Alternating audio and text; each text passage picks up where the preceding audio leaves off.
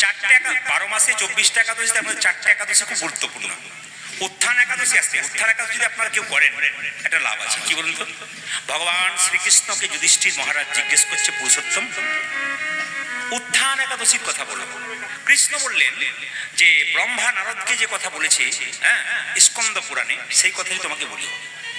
কার্তিক মাসে শুক্লপক্ষের যে একাদশী, সে একাদশীটার নাম কি যেটা বলুন? ওটার নাম হচ্ছে উত্থান একাদশী।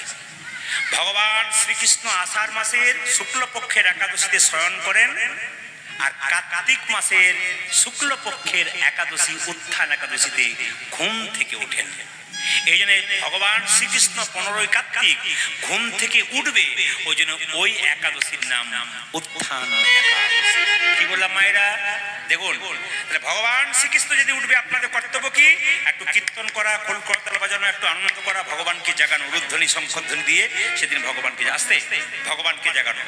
উত্থান একাদশী কেউ দিয়ে পালন করতে পারে, তাহলে শাস্ত্র বলছে যে 1000 অশ্বমেধ যজ্ঞের ফল লাভ করবেন, 1000 অশ্বমেধ, আর শত শত রাজ্য যজ্ঞের ফল লাভ করবেন।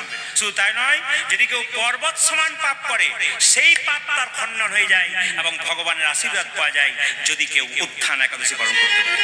উত্থান একাদশীর একটা তত্ত্ব কি জানেন? যদি কোনো মুনি ঋষি সারা জীবন ধরে ধ্যান করে ভগবানকে পাওয়ার জন্য, আপনি উত্থান একাদশী করেন, সেই মুনি ঋষির ধ্যানের ফল আপনি পেয়ে যাবেন।